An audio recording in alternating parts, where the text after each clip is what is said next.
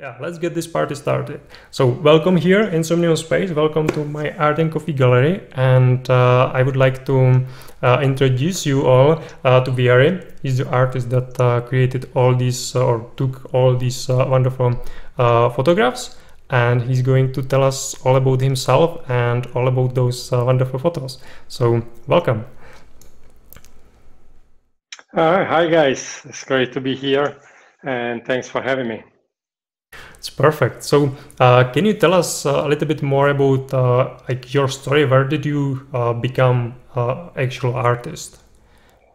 I've been an artist, so to speak, all my life. I've been a musician in my early career. I was a classical musician and I did that for about 15, 20 years of my life. And then in 2005, I started working as a professional photographer with people mostly. And starting 2010, I decided to do landscape only. And that's what I've been doing for the last 11 years. Oh, nice. Well, what made you move from music to visual arts and to photography? Because it's quite a leap. It's still art, but it's quite different sort of art, right? Yeah, it is actually. But I've been photographing all my life for my pleasure, for fun as an amateur, and I loved it. And one day I had a concert with a pianist, and she didn't have a photo, and I took her photo, and people liked the photo, and I said, well, maybe I can do this. So I started photographing musicians and other artists because those were the people that I had close at hand, so to speak. And so I did that for about 5 years. I did musicians, rock stars, pop stars, classical musicians. I did live concerts and stuff like that. And I loved it. I also did a lot of street photography during those years. I was living in Istanbul and in Turkey, and Istanbul is a fantastic place for street photography. So I really love to do that. But then in 2010, Istanbul is such a big city and such a messy city. It's beautiful, but it's a big mess. So with my wife, we were a little tired of people. So in July, I said, well, let's go to a place where there is no people at all. So we went to the Southwest USA, to the desert. Wow. We did a little more than a month in the US, and I totally fell in love with landscape photography, and I decided that's what I wanted to do, and so I did, basically. So it was in the desert or a different sort of landscapes, or it was like the first love sort of thing? Yeah, it was the desert. The desert, it's amazing, it's beautiful, and it's a totally different experience. Plus, it was summertime. I wouldn't recommend to go to the Southwest USA in the desert in summertime because it's really freaking hot. I can imagine. And it's such a mystical experience. You are there in the middle of nowhere, in the middle of nature, in this desolate and beautiful, inspiring landscapes. And right there and then I fell in love with that. And I decided that I wanted to do this for the rest of my life, basically. So I can say in some way, my soul never left. I stayed there in the desert and in that valley, and which is funny because I'm European, so it takes me 12 hours to get there, you know. Yeah. Yeah, well, when I look at some of these pictures, especially the one on your right, then actually, like the sea there looks sort of close to the sand, you know. Let's see which one is on my right. Oh, I mean. Oh yeah, this one, yeah. Oh. But yeah, I will ask you to come back to me, so we get to hear you because everyone is a little bit too much. Yeah, I'm having too much fun with this. everyone was sort of, I can't hear you. Okay. How do I would like to turn towards these guys. Let me see. All right.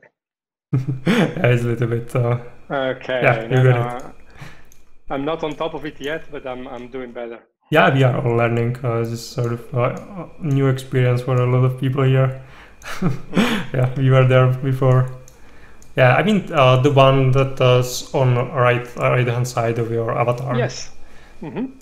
where it yeah, like the water on the beach. Yeah, it looks looks like water, but then like that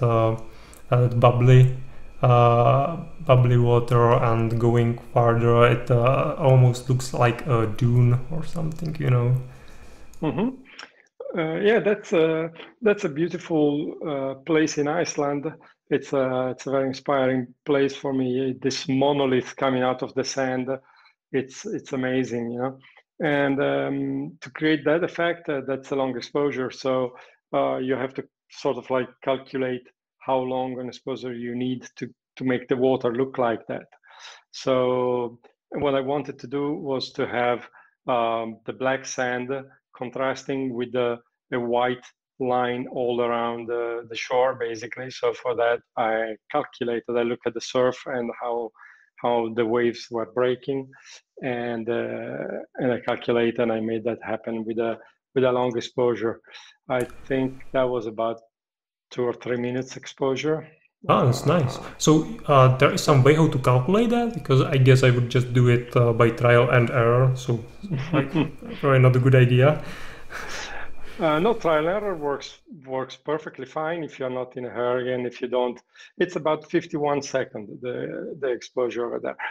Trial and error works fine if you have nowhere to go. Like in this for this shot, you see the sky and the weather conditions were not really fast changing. You got all this cloud cover, and so you could have a chance to do a little trial. Like, but if you consider that to do a trial, it takes maybe 1 minute, 2 minutes. If you do that when the light is fast changing, then you might not have the light that you were expecting to have, you know? Yeah. So with experience, you kind of know how to do it. Basically, what you do is you take a look at the moving water, take a look at the moving clouds, and take a reference to your watch as far as the moving seconds go, and then you can have an idea. Okay, if this looks like this in 2 seconds, it's going to look like that in 2 minutes.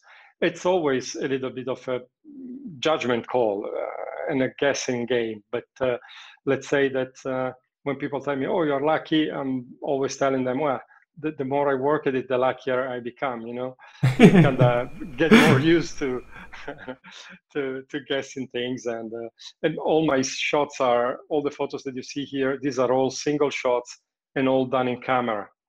So there is no composites, no digital, nothing done after the fact. So it's all done by knowing what you're doing with the camera, basically. Oh, this is a really good like just how to manual. I will make a highlight from that, and I will post that later, because I think it's just great way how to think about how to create photography like this, which is using or which is trying to capture time in a different perspective. I know because we already talked together, so time is your big theme.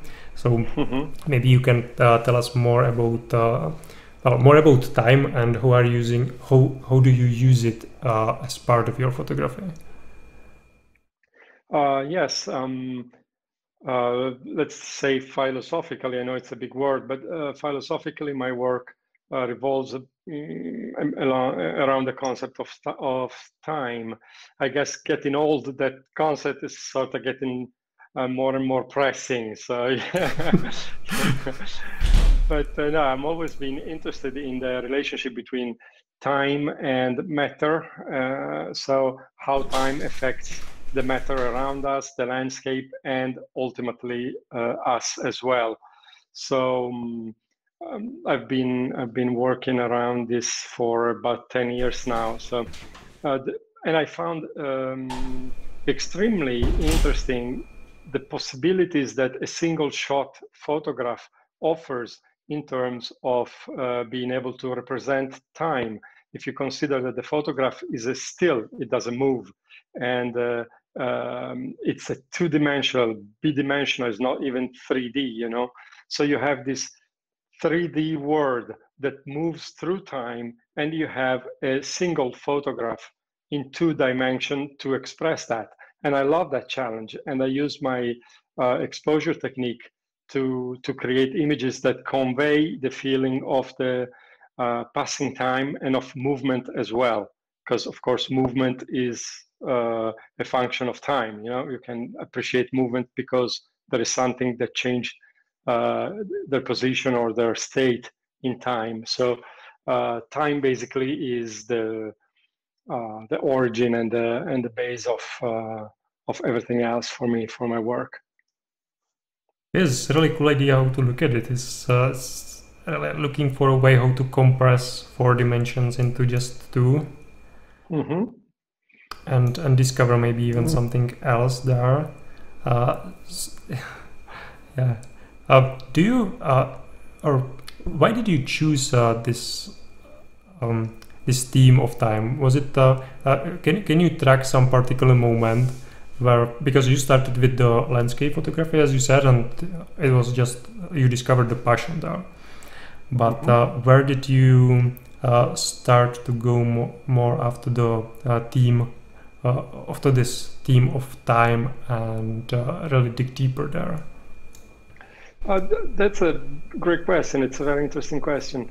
I found, I think that everybody has their own way of developing their themes and their favorite, let's say, lines of artistic development.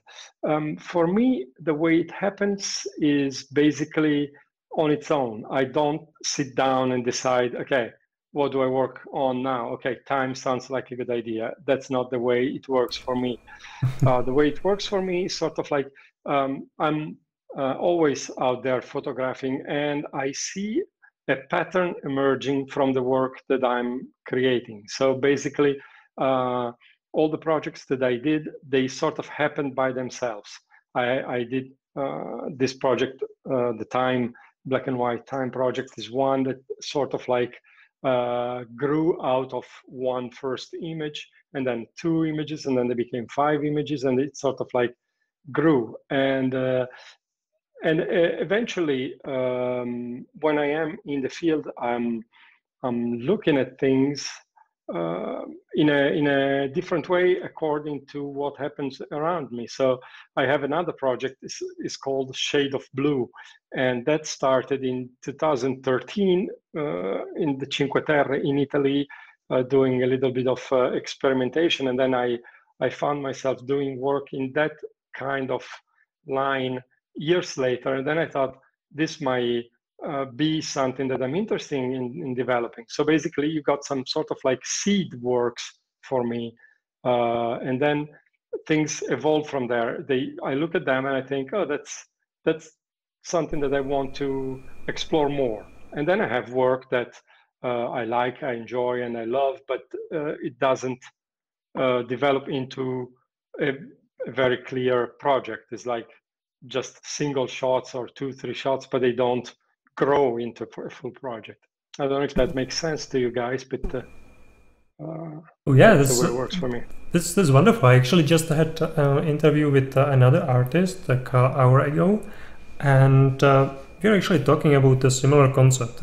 It's really fascinating. Like, well, we are, like, all of us are sort of a same, you know, like humans or artists. There are some similar patterns, just being explored in a different way.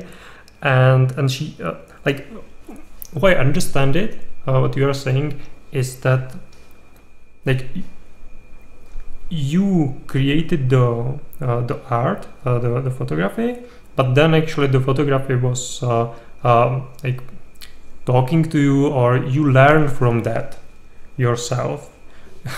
Sort of that it was like yeah. it was like your guide, sort of thing. So it wasn't just that like in sciences, I would say that if when you teach someone, create a book or manual or just some how-to tutorial, then you are sort of giving your knowledge to other people, and it's like one-way transfer. But here you're creating something to communicate, yes, with other people. I look at art as sort of like this vessel. I don't know if it's something that you can get on board as well. Yeah, of course, yes. Maybe I can say it this way. A few years ago, I did an exhibition with some work similar to this one out of this body of work.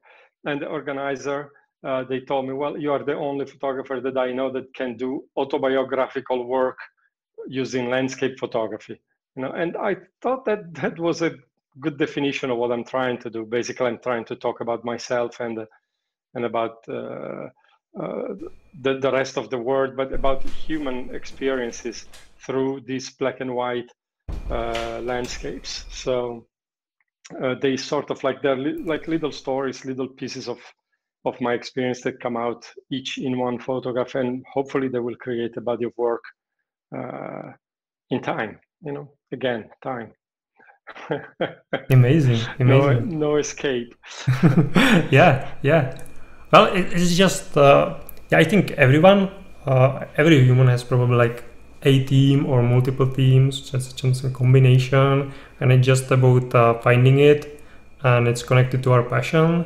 Sometimes we sort of like ignore it or do some other things, but I don't know. I'm just like simple person like that, and I discovered my passion doing this sort of thing, talking to creative people, and it made all the difference. So yeah, it makes all the sense. And yeah, I can see that we have like a ton of new people here. So Odds there actually following the Twitch stream. So thank you, Odds. And yeah, a lot of other people that don't have their names there, but you can type them into the chat on the left bottom side. Also, if anyone has any questions or anything, like either keep them right now somewhere like written or remember them, and at the end we will give you a chance to ask them, or you can type them into the text chat, and if there are like good time in the middle, I will ask them, or I will ask them at the end. So feel free to do that. Also, if you are watching on Twitch chat, you can use the link in the name to get here, and you can use the comments to comment something. Yeah, we have a lot of people there from Blake's party, Za. So that's that. And I think Julian had a question down there. Yeah. What's your opinion in a world of picture video filters? Yeah. What do you mean exactly? What do I care about? Yeah, can you expand a little bit? Oh, sorry. Let's maybe leave. Yeah, let's leave. Maybe leave that afterward. We let. Oh, sorry. No. This is not a problem. I just don't want to make it too chaotic. So let's leave it after that. Julian, you can think about how to phrase it more specifically. Like very just yeah. And you can then use your microphone, so we can have it like a chat, so it will be easier than just texting it here. And yeah, I would actually like to go into the second big theme, which is like it's black and white, you know. And currently, even in like photography, it's it's like big part of the photography still. But in NFT space, it's quite new. So maybe let's talk about that. So I would maybe start in like simple question, why? Well, for me, well, black and white is where it all started with photography. So there is, of course, over a century of tradition of work in black and white. So why do I personally choose that is because to me, I tend to compose and think when I'm photographing in terms of simplification. So I like to simplify my compositions and take away things that I don't think add anything to the story that one photo needs to tell. So for instance, even if those pictures that you see in this exhibition, they look like they're crowded, but if you look at the pictures, really the lines and the shapes that the building blocks of those pictures are actually very I don't want to say simple, because it's associated normally with a bad meaning, you know, but they're not chaotic. They make sense, at least to me. And when I simplify, taking away color, it's the ultimate simplification in a way. It takes you to one layer of abstraction over reality. So you need to be able to see things in a different way to create in black and white. You need to take color out of the picture, if you excuse the very easy pun here, but you have to take color away and just think in terms of lines and shapes. And there is another challenge to that, which is colors. Of course, most humans can see colors in a way that everybody agrees on. But when you go to grayscale, you have very different colors that when you turn them into grayscale, that they look pretty much the same shade of gray. So that is also an element that you have to keep in mind. But for me, the reason to do that is to concentrate on the raw graphic power of the shapes and the lines that build my pictures. So I can concentrate on composition. For me, composition is the basic of a successful photograph. So and I like that. Plus, there is one, and then I'll shut up. But there is one extra one. There is one last element that I like. You know, when you read a book, when you read a novel, I like to read the novel because when you read a novel, you have to imagine the characters, you have to imagine the settings, you have to imagine the landscape around the characters and so on. But when you look at a movie taken from a book, somebody else did the imagining for you. So, which is fantastic. So if the director is a great director, they bring you to a beautiful world. But if you look at the photograph in color, you are free to imagine. You're free to imagine what the scene would look like. You're free to imagine if you want. If you're not satisfied just with the black and white, you're free to imagine your own color palette and your own kind of light. You look at the photo that you mentioned before, the one to the right side. It could have been a sunset. It could have been all full of red colors, but it's in black and white. Or it could have been midday and be totally gray and still be black and white. So you are free to create your own imagining on that. And I like that. I like that people are able to add their own interpretation on top of my interpretation. Oh, it's really interesting, especially like because we started like, okay, it's black and white, but it actually goes deeper than that, because like in NFT space we have a lot of sort of like 3D architecture compositions that are in color, but they are actually pursuing the same goal as you are doing with the black and white. Where I don't know if you know which ones I mean, but usually like there could be different sort of like architecture, like very simple compositions going after the symbols often. They actually use colors, but they use also sort of like monochromatic, so it's using different shades of the one color. So it's sort of hidden black and white. It's not black and white. It's maybe like purple and purple, lighter and darker shade of the same color. No, in fact, black and white is it's not a misnomer, because that's the way it's been called forever. But monochrome is better than black and white, because monochrome, it can be a monochrome on a gray scale, but it can be a monochrome on a scale of blues, of purples, of pinks, or whatever, you know. Yeah. In fact, all my images have also a very subtle bluish tone to them. It's called a palladium toning in traditional printing.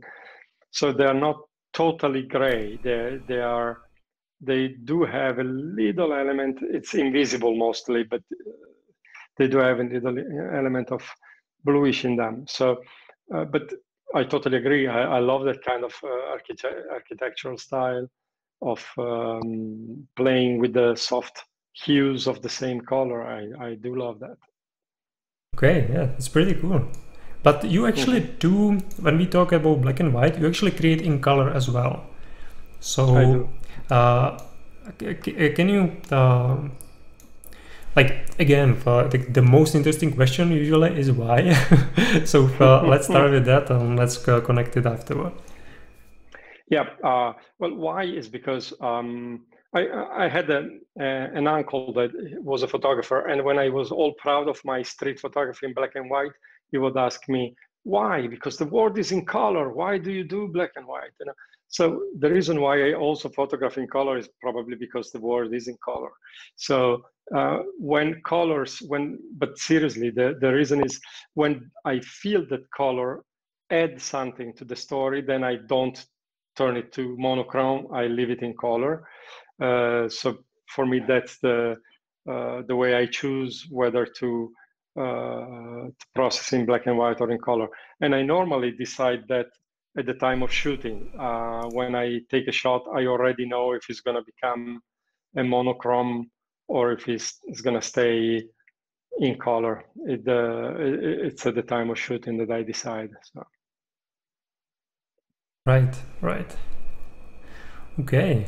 And yeah, it's actually bring me to another question, which is like in time of shooting. So when you are creating an artwork, are you like, is the idea the first thing that you are like, you say like, I want to create this, and then think, okay, for that I need this sort of landscape, and then I will be traveling there and take that picture, like very deliberate planning? Or is it more like sort of inspiration and just sort of, yeah, it happens, what happens happens?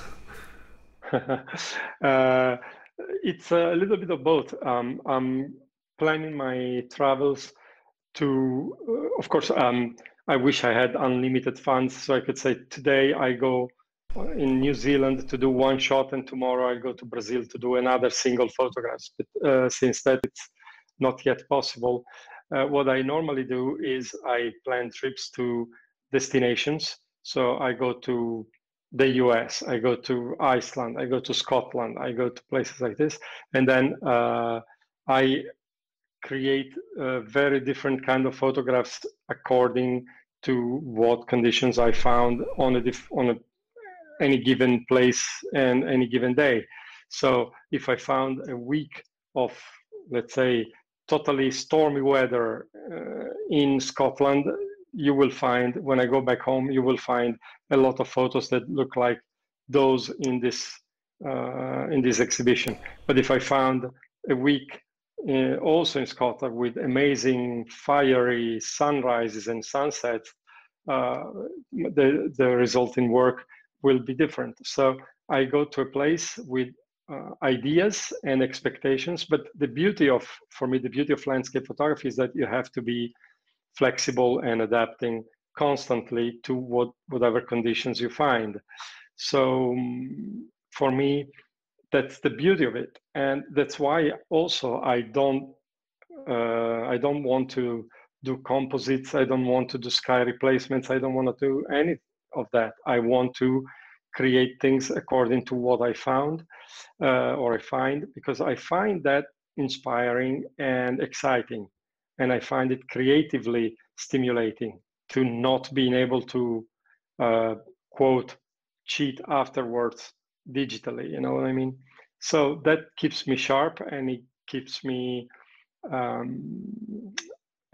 open to accept whatever I find, rather than impose my view on the situation. You know? I find it creatively more stimulating.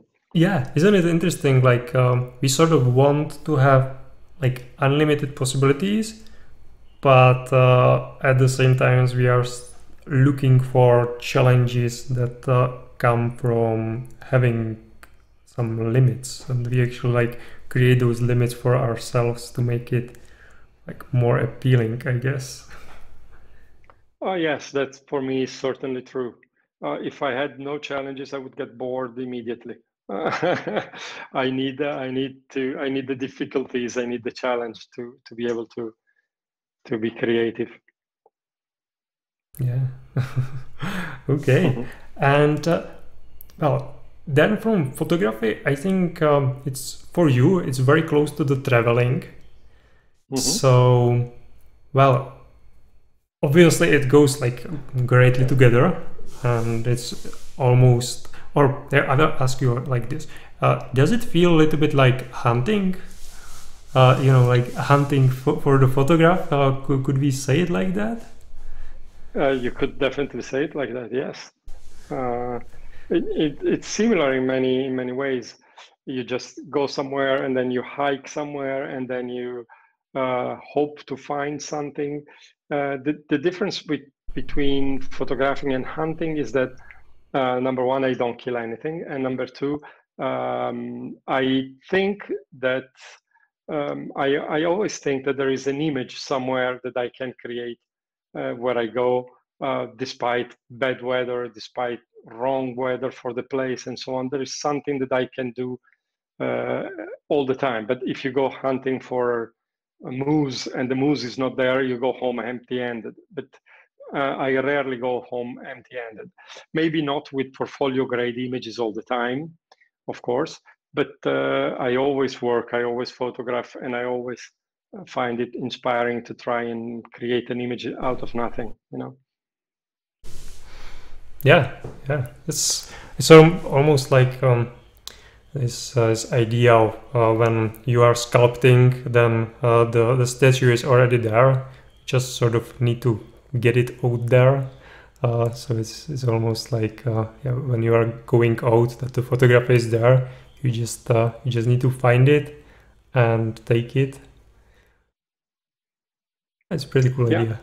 Yeah. And yeah, sometimes you go to some place and you expect the big scene or something, but then that doesn't happen because the weather doesn't allow it. So you just concentrate on details, shooting little rocks, abstracts, lines, patterns. There is always something that you can use to create something beautiful or something meaningful, hopefully. Yeah, well, and when we are looking at the pictures around us, not all of them, but those on the left-hand side for sure, those are not pictures taken in like sunny weather. No, none of the pictures that you see here today have been taken in sunny weather, I'm afraid. Yeah.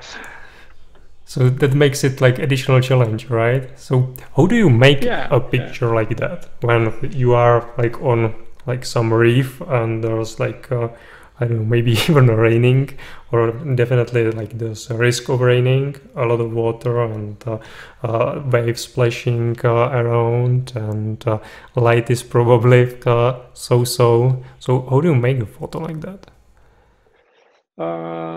Very carefully. No, well, these are, of course, things you have to contend with when you do landscape photography, because it can always, well, let's start the other way around. Let's say that for me, the most interesting weather conditions are when something happens in the sky.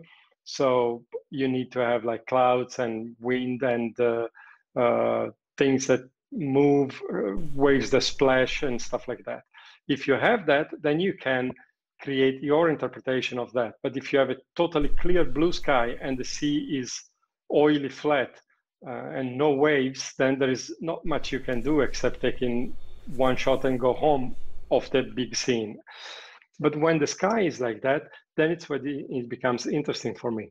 And the sea is rough, then it becomes interesting for me. Of course, as you said, with that comes the rain, with that comes waves crashing and splashing on your equipment, and so on and so forth. So, and also on you. So you have to be ready for that. You have to be dressed for the occasion, so to speak, and you have to have your equipment dressed for the occasion. So you have to have weather sealed equipment or something to protect your equipment if it's not weather sealed. So it's a lot of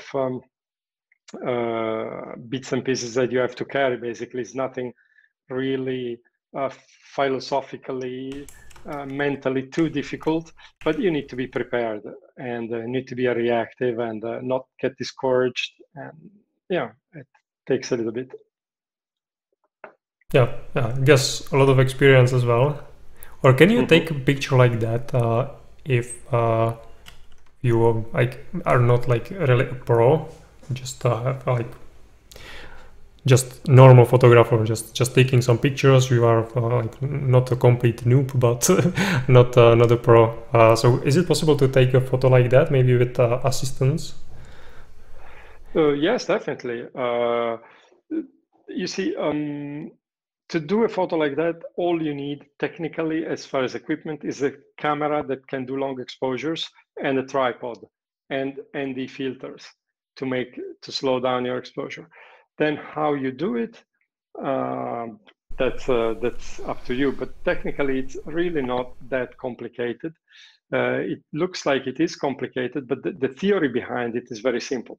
Of course, as everything, I understand that the theory of cubism is very simple, but I'm not Picasso, so I understand that it's there is a little difference between telling, oh yeah, you just go there with an ND filter and you create a photo like this, and then you go there and it doesn't happen, and you come back to me and says, well, it didn't happen, but the theory is not really complicated, so you don't really need to be a pro. What I recommend, it's experimenting. You just digital is beautiful for that because you can experiment, and it takes very little money to do so. Once you have your camera, you just need to buy a filter, an ND filter, and a tripod solid enough not to move when there is wind. The other thing is when the weather is like that, you normally have wind, you normally have stuff that tend to move your camera. So it's tricky. Of course, it's not easy, but nothing is, But and then of course you can ask for guidance if you want to find a mentor, you find a teacher, you find a workshop, you find things like that, and you find somebody that helps you saving time, basically, because that's all we are here for. When you come to a workshop, is nothing that you couldn't do maybe on your own, but maybe if you do it on your own, it takes 3 years. If you go to a workshop, it takes 3 weeks, and there you go. But it's not impossible to do in single shots like I do. Oh, nice. So there's some hope for us that are not on that level yet. And it's actually touching another big theme for you, because you're not just a photographer, but you are working with other people as well. And when we are talking about the traveling, you are actually taking some people with you with the travels. So can you tell us more about that part of what you do? Yes. I've been teaching all my life, basically. I started teaching in 1992. Probably most people in this room were not alive yet, but but I've been teaching for a long time, and I love teaching. I think there is very little point in knowing things if you cannot or don't want to pass it on to other people, because knowledge for me is a growing thing and is a thing that is alive, and we need to keep it alive by passing it on and adding to it. So that's what I've been doing all my life, basically, before as a musician and now as a photographer. So that's something I really love to do. And I do take people on my travels. I do teach workshops for small groups of maximum 3 people, because that's the maximum number that I believe I can work with and still be able to help everybody and take care of everybody. And I love doing it. And now this last year with COVID, of course, we couldn't do much. My wife joins me in this all the time, so we've been doing this together for the last 5 years. We did 57 workshops so far, so we did quite a bit of them. Wow, that's a lot. Yeah, especially and we are looking considering forward to... it's not that you are going you know, I don't know, like next village but to another part of the world, you know. Yeah, we did a lot of miles. Frequent flyer programs are very happy with us. Awesome, perfect. Yeah, well, it's amazing talking to you. I already spent like 50 minutes, so I think now it's perfect time to start talking about the individual artworks that are here. And we could start with the one on your right hand side and go just one by one. Before we do that, for everyone, well, you can either stand or you will actually not be able to just stand where you are, because you might lose the audio. So how this works is we have spatial sound. So if you are too far, you will not be able to hear us. It's like in the we call it basic reality life. Some people call it real life. This is actually pretty real to me. But yeah, just if you get too far, you will not be able to hear us. Also, if your avatar is close, but your camera is zoomed too far out, like using the scroll wheel, then again, the same problem. So just stay close to us. This whole time you were able to hear us because we were using the microphone, but after that we will be a little bit moving, so the sound will not be boosted. So yeah, just keep close. Okay, let's start with the artworks. Right.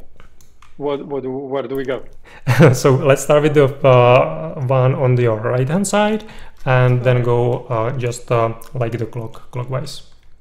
Okay, so this one here with the S curve in the beach. Yeah, exactly. Let's do that. Okay, so do you want to ask me something, or do you want me to say something, or yeah, I think look at it and walk on, or I think best would be if you tell us like yeah, I asked a lot of questions, so I will leave you here with what you think is important that people should know about it.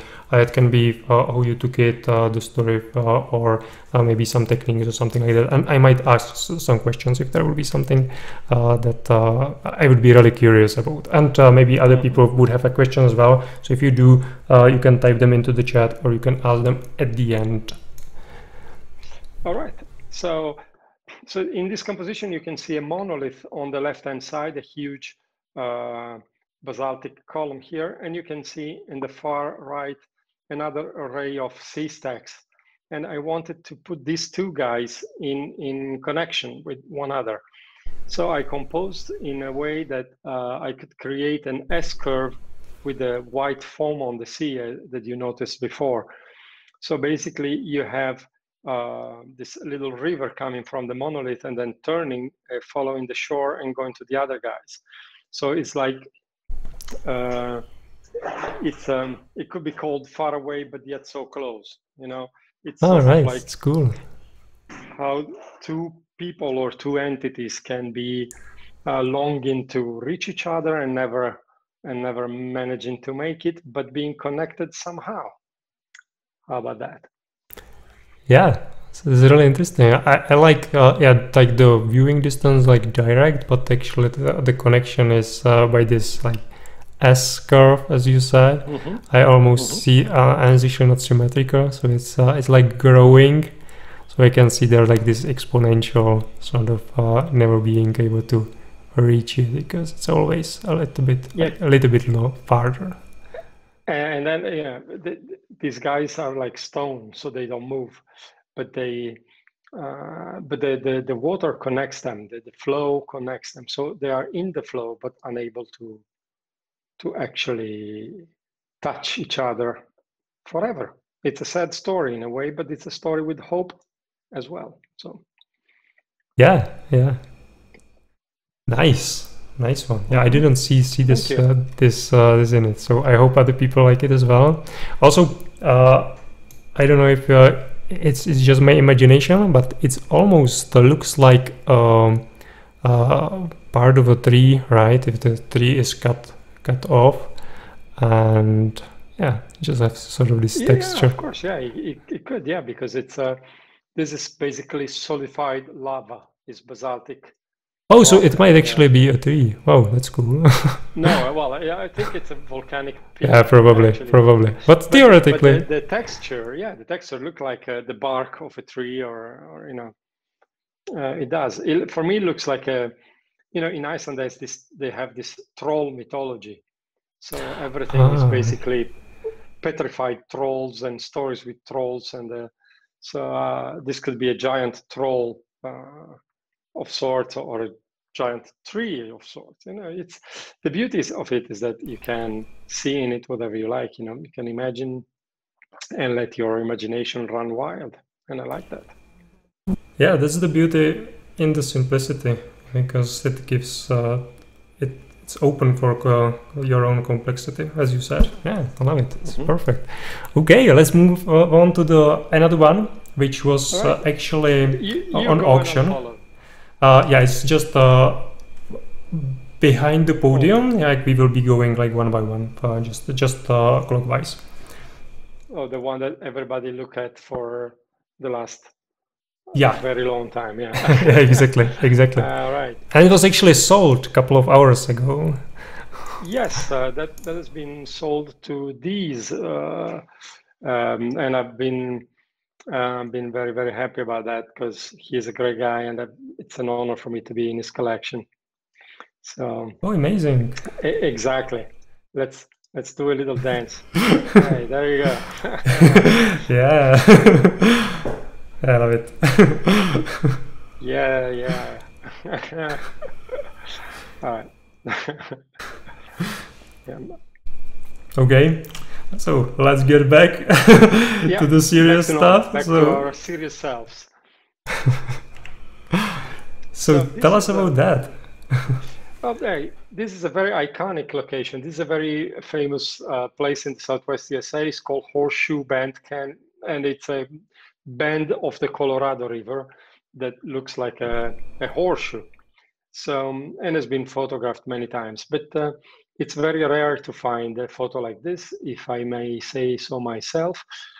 Two reasons for that. One is that this is all red sandstone, so everybody is photographing this in color because it's an immediate thing to do. Of course, it's beautiful in red and it looks great and so on. But for me, what I was interested in with this photo was to find, because you are on top of a canyon and you photograph down there, right? So what I wanted to find was cracks and openings in the canyon, in a way that me standing on top of it could look down to the canyon through the hole and have a feeling like, you know, the first time you see something, you know, like it appears in front of you through an opening that you didn't see until you got there. So taking this photo technically has been quite a challenge, because the canyon is fairly high and there is no protection whatsoever.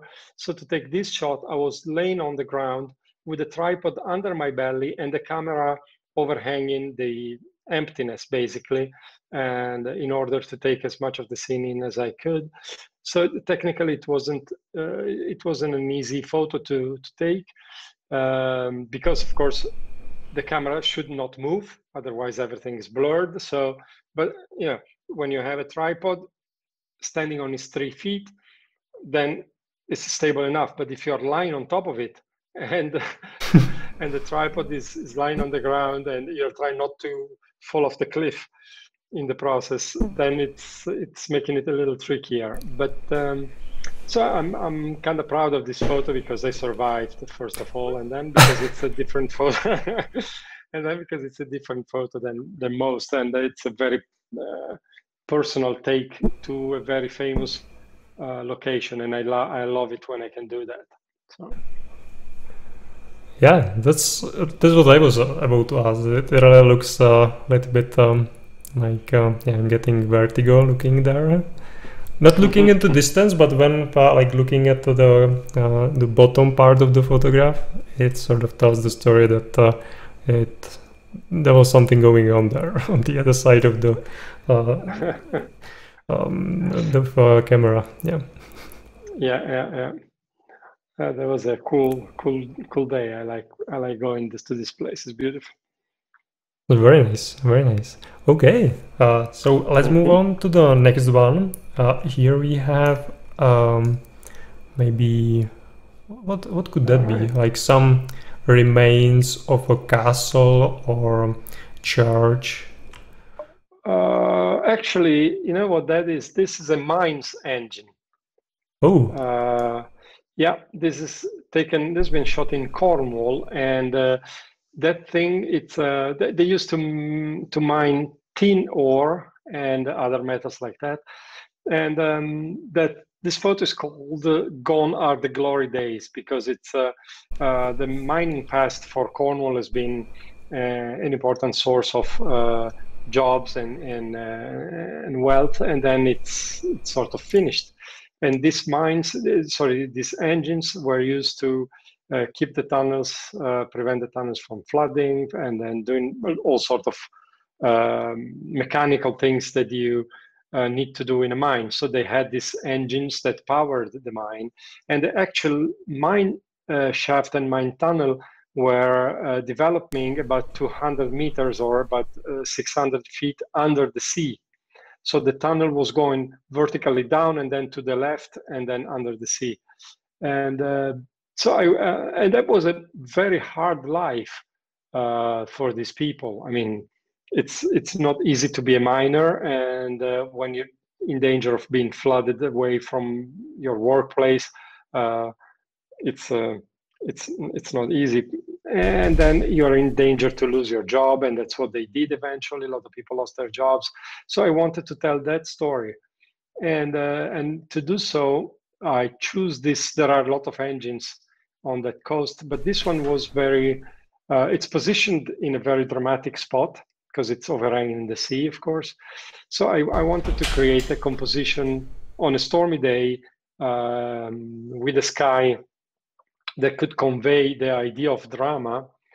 And compositionally, you see there is a diagonal line going from the low left to the building itself.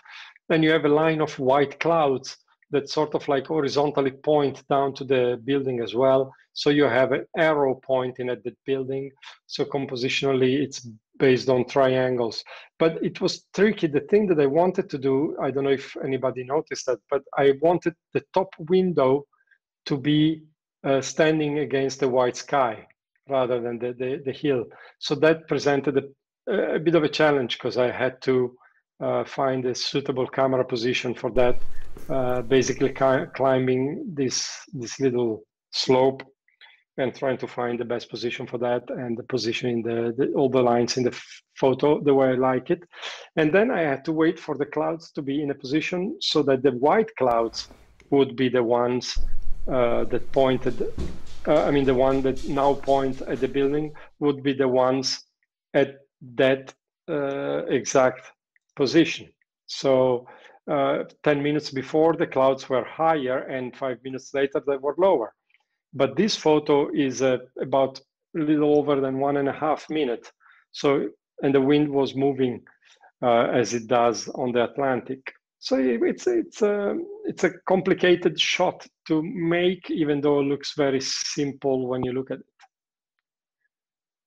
Oh, nice. Yeah, well, it's a great idea to like differentiate the top floor. It almost looks symbolic in a way. Well, I have some ideas about that, but what are your ideas? Why did you do that? About what? Sorry, about I mean the top window to make it like cloudy and light. I wanted to make it look basically like an eye, if Right. that makes sense. Yeah. It's basically like a source of light, and it wanted to make it look like the eye of the building. So I needed it to be lit from behind to do that, backlit. So I needed to position the camera like that way. If you imagine the same photo with that window blackened, it loses a huge amount of power in my view, at least. Yeah, probably. So It's just this small detail. It's so yeah, big difference. well, to me it does, yes. But, yeah, like what I of saw course, there, what I saw there is like yeah. these like chakras, you know, and the top one is this crown chakra that's like radiating away and is actually corresponding to the photo. And then there are actually some, especially when you were talking about this like there's mining shaft and stuff, that it goes deeper. So yeah, you can see just three, but like the assumption that it could be many more of them. And yeah, cool. But I love it that you have your own ideas. That makes for a successful picture for me, because if it's too, let's say, if it's too monothematic, if it's too single purposed or single meaninged, then it's less interesting for me. I like it when people tell me, "Oh, look, I thought this was this and that," and even if I thought something totally different, it makes a lot of sense to me. In fact, it's even better for me. Cool. Nice. Yeah. What about the next one? There's a video building. That one is probably still functioning. This is a castle and it's still functioning, yes. This is in Italy, on the Tuscan shore. That was actually, historically, it was a single tower. It was a watchtower that has been developed into a castle. Oh, sorry guys, I lost sound. For everyone who's watching, this sometimes happen. You just need to reboot it. You are a long time on the session, and the WebXR libraries are sort of new, and just very difficult to handle all of that on just one session. So we go back, and it's going to be fine. If you join us next time like this, yeah, these things can happen. So let's just.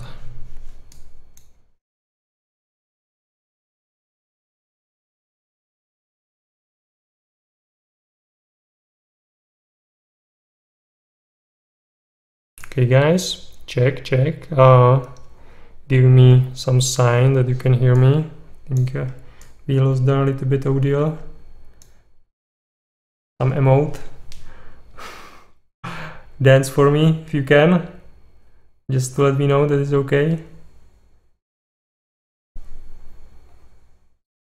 Yeah, you can hear me. Perfect. Thank you, Cedric. Yeah, we can. If yeah. I will type him. Fresh. Hear you. Yep. Yeah. You can hear Vieri? I can't. Yeah, I think it needs to refresh, so we can continue. It was already an hour. Refresh worked. Okay, cool. Because I can't still hear anything.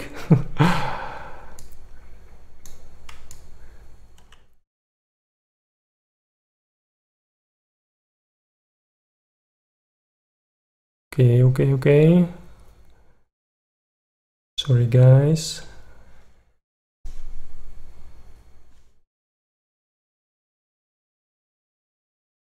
You guys can hear Vieri? Oh yeah, he just refreshed. Cool. Yeah, sorry. Let's give this a little bit a second. And yeah, all the pictures are clickable, so you can click on them and you can see the actual artwork. So you can explore them and see the story that's there. You can also buy them. Hi, Barry. It should be working now. Can you hear me? Yeah, it's working. Yeah, so that's what I was saying. Yeah, sometimes it's just gets a little bit buggy. So we refresh and we can continue. All right. So where were we? What did you hear? That it's a castle. That's basically that. Okay. Okay, short version. It's a castle. It was a watchtower, has been developed later in the castle. When it was a tower, it was called the Devil's Tower, and then has been developed into a residential castle. So the photo is called "The Devil's No More" because it's no more the Devil's Tower, and it's now a residential castle. And the people in that tower, they had a very low life expectancy if the enemy would actually come, because they had no way to go anywhere, no way to disappear. So they had the chance to perhaps warn the people inland, and then that's it, So I wanted to show the contrast between not having hope and the hope that is there now. So in a way, the drama and a good solution in this case for the drama. Right. Oh, yeah, nice. That's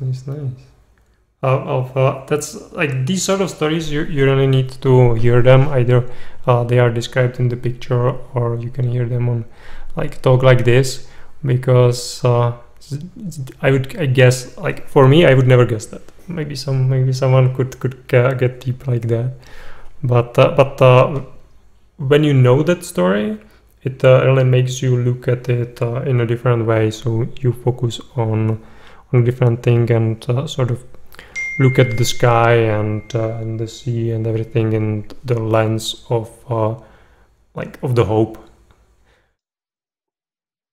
Yeah, I like, I like a good story. I like when my image tells story, but I also like to tell stories about my images.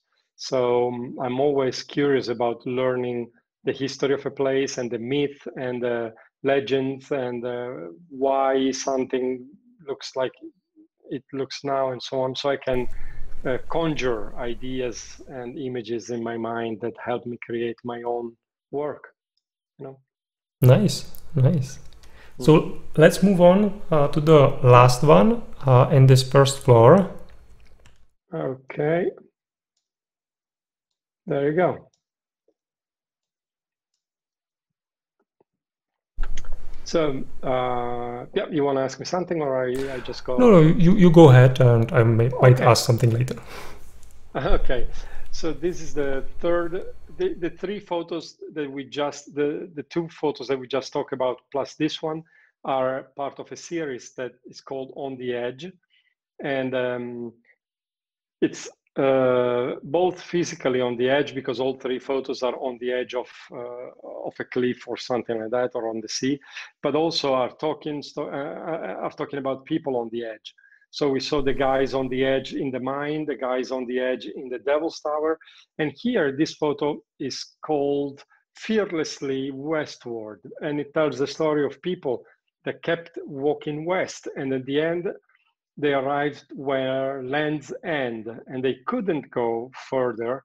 So they built a lighthouse and they stayed there, but their soul is still moving westward and exploring, and wanted to go further. So this place is actually on the Isle of Skye in Scotland. Is a very, very, also very, very well-known place. Nist Point is the name of this lighthouse here.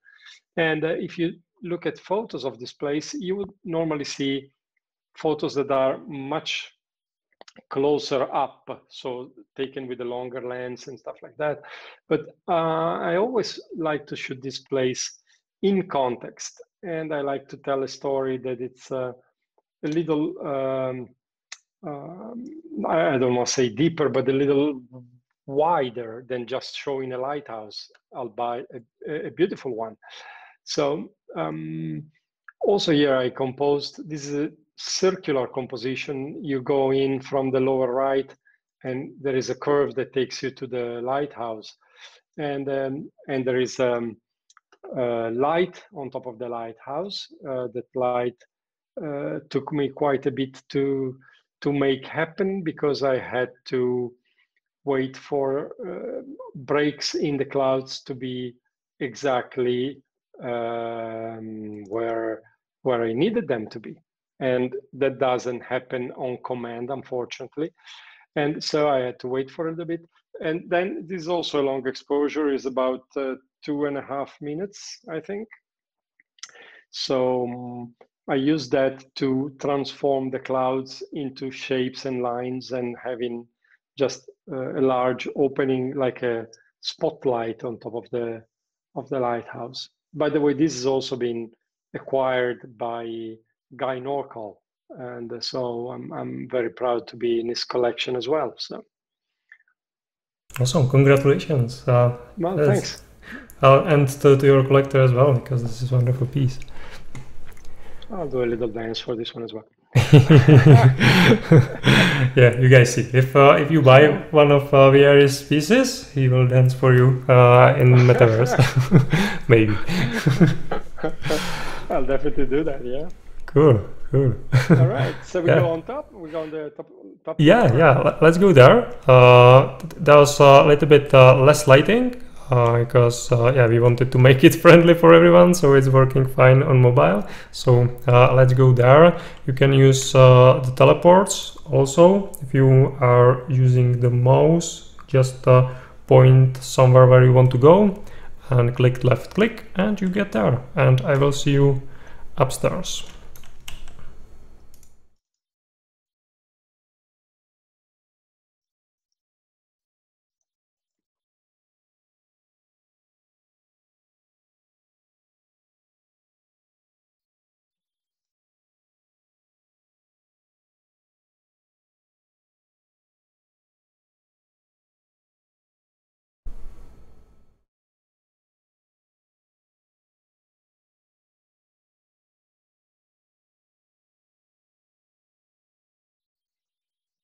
I came with a slow version of teleport. Yeah, the old school one. Yeah, let's walking up the stairs and stuff like that. Yeah, let's see if others manage it. Yes, is getting a little bit stuck there. Oh yeah, she's doing it.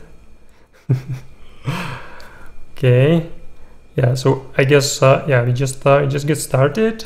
And so a little bit sorry for everyone. It's a little bit dark, so it's actually those pictures looks a little bit differently. If you want to see the original, it's nothing simple. Just click on it and open new window, and then you will be able to see the original, and actually you will be able to buy it. So that's nice bonus. And now you can tell us a little bit about them.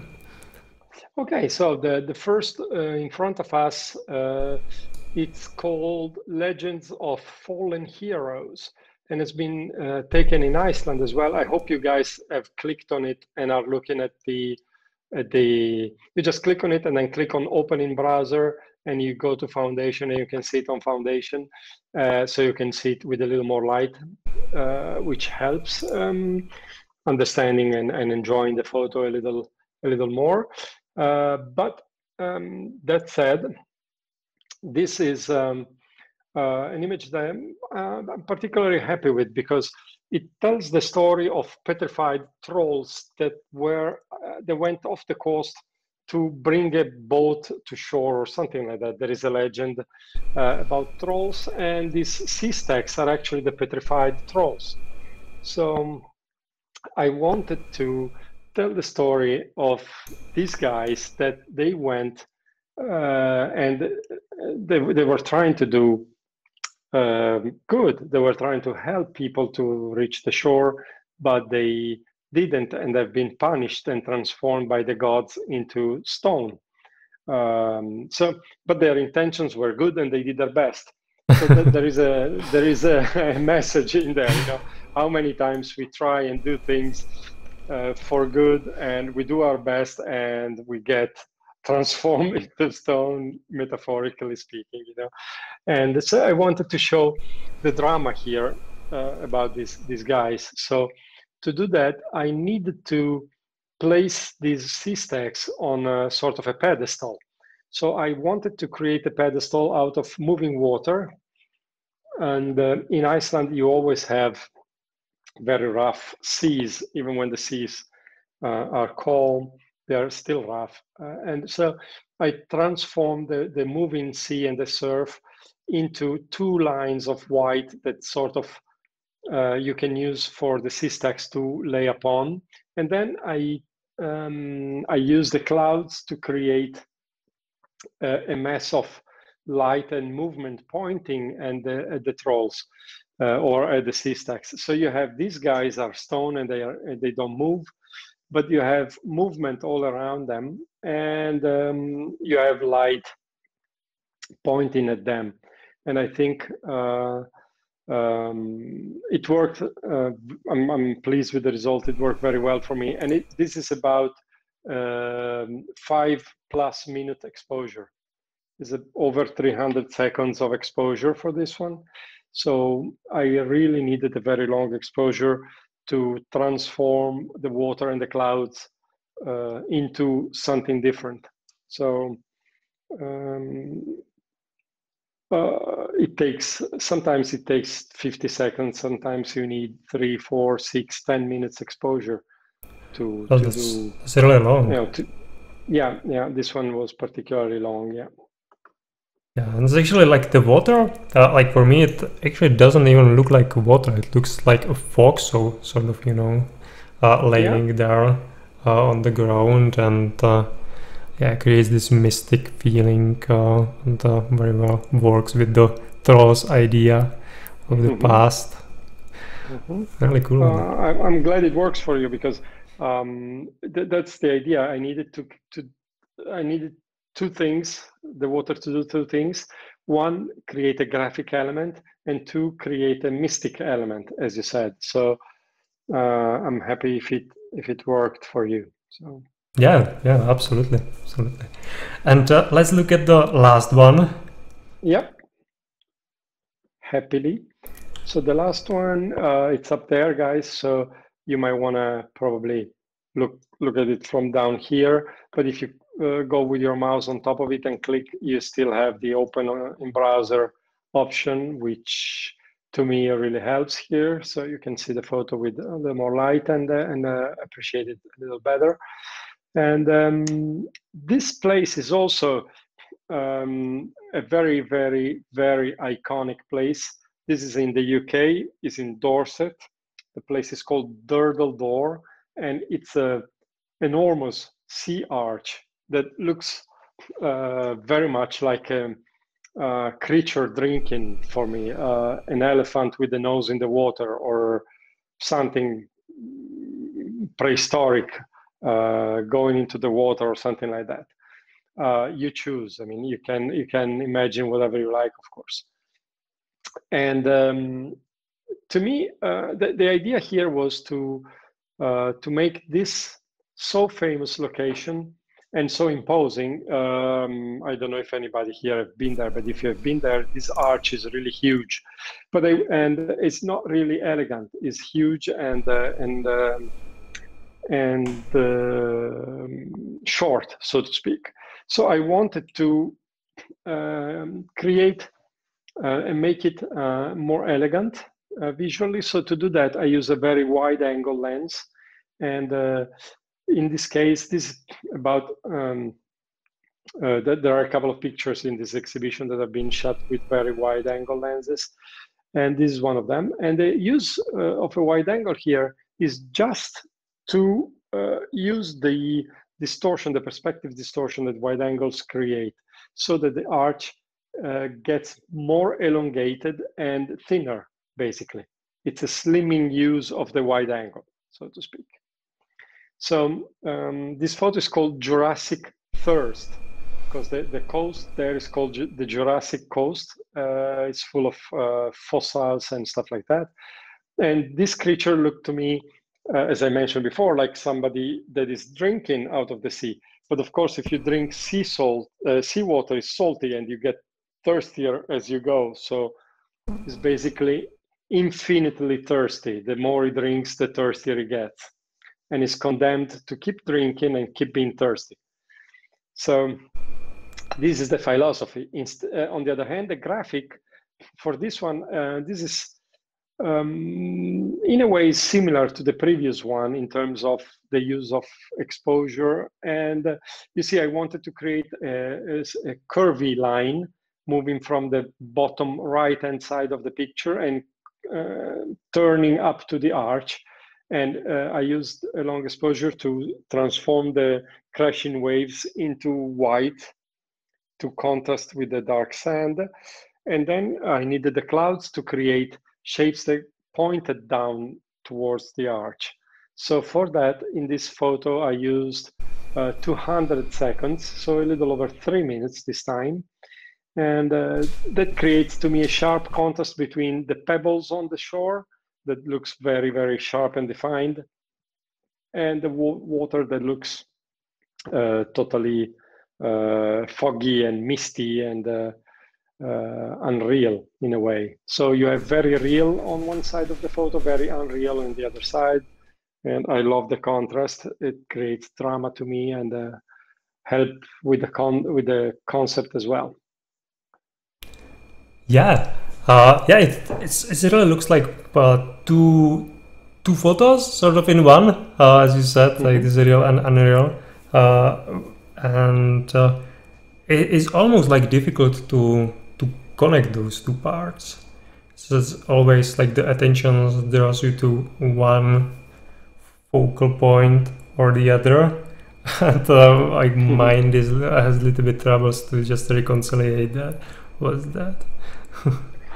Well, I like that you say that because this is part of it. You know, when you create something that has contrasting things, you have different people looking at different things in the image. For me, the focal point of the image is the eye, basically, where the arch opens.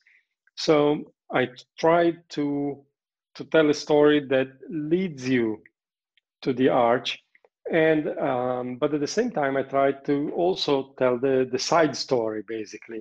You know, when in a story you have side characters that do side things that sort of like helps understand the story, but they are not the main character. So the pebbles here are those guys basically. They're not the main character, but they are characters, so they have a reason to be there. And if they catch your attention, I'm glad. You know. Well, like for me, it's actually the water, like the edge of the water, how it's coming from one end to the other.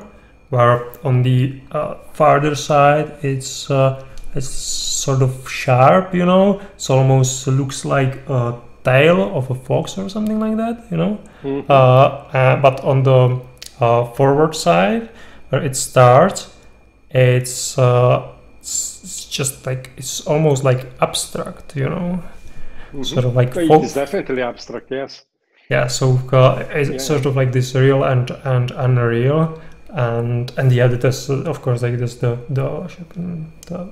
the main part behind it, but like my mind is just trying to reconcile these two things, so it's interesting. No, it's very interesting. I love it. I like that. So yeah, I think this is actually probably like perfect piece to finish this exhibition, or just the part before we let you ask your questions, because you for sure earned it for staying that long. So how I see it is like the theme is the time, and we often are looking for like exploring some like other dimensions or just going far and wide. But I think we are forgetting that we can, like, our perception of the space is really locked by the view that we have on time. And so if you would imagine that you would like you would live much slower and longer, like for example trees, then maybe you would perceive the things differently. And here photographs like this gives you a little bit of insight how that might look like. Just a little bit, but still, because you can see where you perceive the time in a little bit different fashion, then everything changes. So yeah, I love that. Yeah, thank you. Yeah, so I like it. We finished with this one, which is going into the Unreal.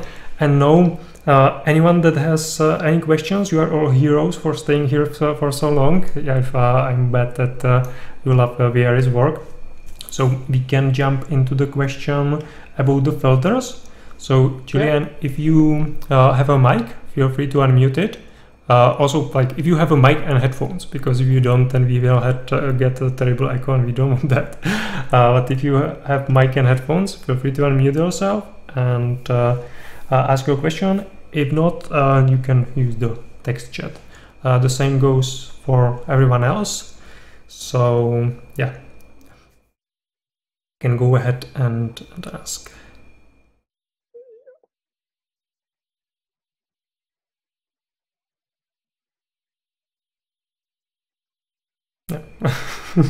Okay. Yeah, everyone's sort of confused. I didn't know that I will need to speak or anything. maybe Julian asking question. Yeah. So you can type, Julian. It's fine if your mic is acting up. You can type. Yeah. So for everyone, or if somebody else. Yeah. Julian just is typing that. Yeah, absolutely. Apparently. Let's see. Yeah, and yeah, so while we are waiting, so basically, if you like this exhibition, we are doing these every week at this exact time. So yeah, it's quite easy. You can put it into your calendar. Every week we have a different artist, and yeah, that's about it. We start with the music, and we continue with art. And I do a lot of other podcasts, sometimes other exhibitions. We are exploring the metaverse like this one and other ones, and VR, and doing a lot of cool stuff. So you can check out my Twitter. There are all the channels. All those exhibitions are recorded. So this will be also on Twitch and on YouTube. If you are interested, you can browse my YouTube. There's almost 100 videos from the past 4 months. From different interviews with different artists, from like we have, as you see, photographers, fine art, people with traditional techniques, digital. We have I interviewed some audiovisual artists, actually 3 different glitch artists. I never heard about glitch art before. It's a huge topic, some really interesting stuff there. So whatever's your interest or whatever is your field, you can get some inspiration going there. And yeah, if you like something, you can comment on it. And yeah, I have contacts to those artists, so yeah, I can help you connect with them and so on.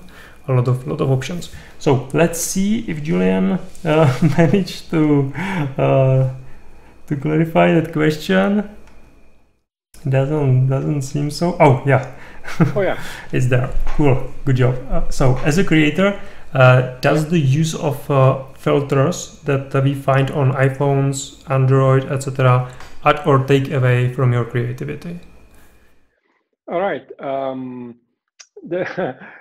Personally, the answer is very short. I don't know, because I don't use any of those. So I'm sorry to say. When I was mentioning filters before, what I was talking about was ND filters. These are glass filters that you put in front of your camera lens, and you use to lengthen your exposure and do long exposures. But I don't use any digital filters. The way I create my black and whites is in Photoshop with I use Silver FX Pro as a plugin for that, which is very powerful. But theoretically speaking, to me, I'm not against, theoretically, since I don't use them myself personally, but I'm not against anything, and I'm not religious about anything. So if using filters on iPhone allows you to create stuff that you want to create, then go for it. I don't really care, you know. For me, the only thing that counts is the end result. So if the art is beautiful, whether you do it on a $5 billion computer or on your iPhone with the iPhone filters, I really don't care. It's the idea that counts, is the result that counts. Yeah. Oh, it's perfect. Yeah. Thank you. Thank you very much. I respect your open mind there from Julian Flash. For those that maybe can't see the small print over there. Perfect. Yeah. I think, like, especially if you will go into that library of different interviews, there's just like so many different takes on the similar things. So when I was talking about the glitch art, some people use different filters and methods. Some actually use like audio software to edit video, which is sort of crazy. And some people try to like push the computer to its absolute limits, almost to melting down, to get some glitch and screenshot it. And yeah, so that's just the inspiration with the glitch art. With photography, of course, there's a huge range that you can see in NFT space, where actually the most simplest one is least seen there. But as you can see, you can get like it's different path, but you can arrive to wonderful, beautiful artworks, and you can be able to tell the story in very different ways: black and white, color, video, audio. Indeed, and also the other thing is, if you use the things that everybody uses in the way that you're supposed to use them, I don't want to say that it's impossible, but it's a little less likely that you end up creating something new. But if you use whatever you think that works for you, even if it's not what the mainstream would use or not what is being made for and so on, then maybe you're getting something very interesting coming out of that, you know. So experimenting with anything for me is always good. Experimenting is key, you know. If you stay within what you know, you always just know what you know. You have to get out of your comfort zone and try. And plus, you know, iPhones and stuff like that are now more powerful than the computers that the NASA used to send the man on the moon, and it's in our pocket. So why don't use it, you know? Yeah, absolutely. And the camera chip on iPhones is insanely good these days. Yeah. Okay, so that was wonderful end to the exhibition. So thank you all for watching. As I said, we do this every week, and I would be honored to see you next week as well. Thank you very much. And also for those of you that are watching, if you like it, don't forget to subscribe, comment, and like. And have a nice day, and see you next time. Bye. Thank you very much, everyone. Thank you.